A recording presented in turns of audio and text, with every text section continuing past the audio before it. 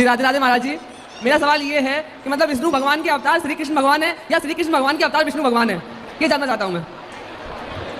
Save चक्कू में गिरे या चक्कू सेव में गिरे, बात एक है। बात एक ही है। फिर कान ऐसे पकड़ लो या घुमा के ऐसे पकड़ लो। विष्णु जी, भगवान विष्णु ही, भगवान नारायण ही राम बने।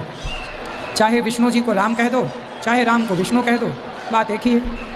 महाराज जी एक आपसे रिक्वेस्ट है, मैं आपका बहुत बड़ा फैन हूँ महाराज जी। मेरी व्हाट्सएप डीपी पे भी आपकी फोटो लगी है महाराज जी, तो बस एक रिक्वेस्ट है महाराज जी, फोटो आपके साथ मेरी हो जाए।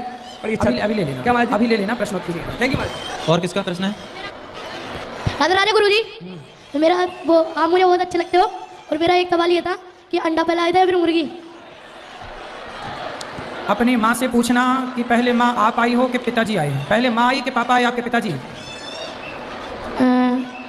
मम्मी आई होंगी। हाँ, पहले इस धरती पर स्त्री आई, इसलिए पहले स्त्री आई। तो इस संसार की प्रत्येक स्त्री, मुर्गी भी मादा है, मुर्गी आई, तो जो स्त्री है वो पहले आई। तो मुर्गी पहले आई, अंडा बाद में आया।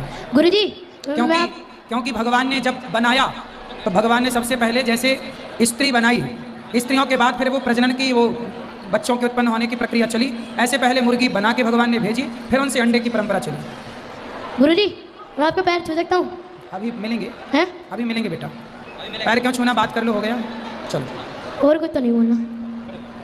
राधे राधे गुरुजी। जी गुरुजी हमारा सवाल ये है कि हनुमान जी का विवाह किससे हुआ है? हैं? हनुमान जी का विवाह। हनुमान जी का विवाह किससे हुआ है? सुवर्चला से। ये सुरचना कौन थी? सूर्य भगवान की बेटी।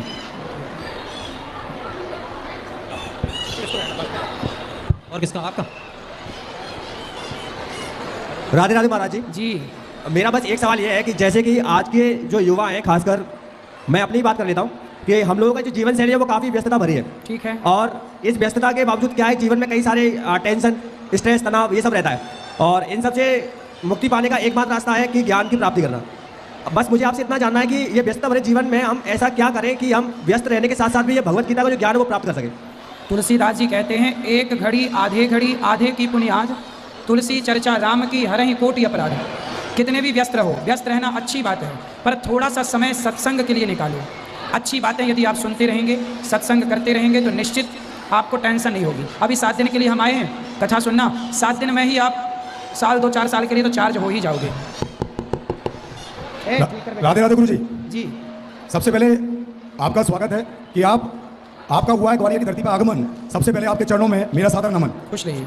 दूसरा प्रश्न, मेरा पहला प्रश्न ये है, जैसे आजकल के जो युवा हैं, पैदा होते ही बच्चों को प्रतियोगिता के दौर में धकेल दिया जाता है और कंपटीशन में जब उतार दिया जाता है तो बचपन का जो बच्चों का बचपन है वो कहीं ना कहीं खो गया है।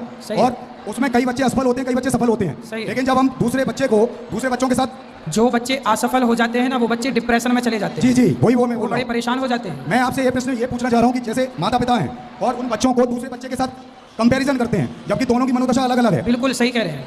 तो फिर जो बच्चे डिप्रेशन में जैसे असफल भी होंगे, तो उनके लिए आप क्या कहना चाहेंगे? कोई भी धरती में असफल होता ही नहीं है। कहते हैं ना, हर व्यक्ति अपना भाग्य लेके आता है। कर्म करते रहो। यदि आप कर्म करते रहेंगे तो कम पढ़ा हुआ बच्चा भी बहुत आगे निकल जाता है, मेहनत करने वाला, सही दिशा से आगे बढ़ने वाला। और यदि व्यक्ति सही मार्ग पर नहीं चलता, मेहनत नहीं करता, तो पढ़े लिखे लोग भी पीछे हो जाते हैं। तो व्यक्ति अपने भाग्य को लेकर आता है, और कोई कितना भी कुछ करे, हर व्यक्ति अपने भाग्य का ही खाता है बिंदास। इसलिए कर्म करना चाहिए, पढ़ाई लिखाई ठीक है करना चाहिए, लेकिन टेंशन लेके नहीं। पढ़ लो, नंबर कम आए तो भी चिंता ना करना, क्योंकि कम नंबर वाले लोगों के घर में ही ज़्यादा नंबर वाले लोग नौकरी करते हैं। मेरा एक और प्रश्न है गुरुजी। जी। जैसे आजकल आप देख रहे हो, नवंबर दिसंबर चल रहा है, तो पाश्चात्य संस्कृति में हैलोवीन डे मनाया जाता है।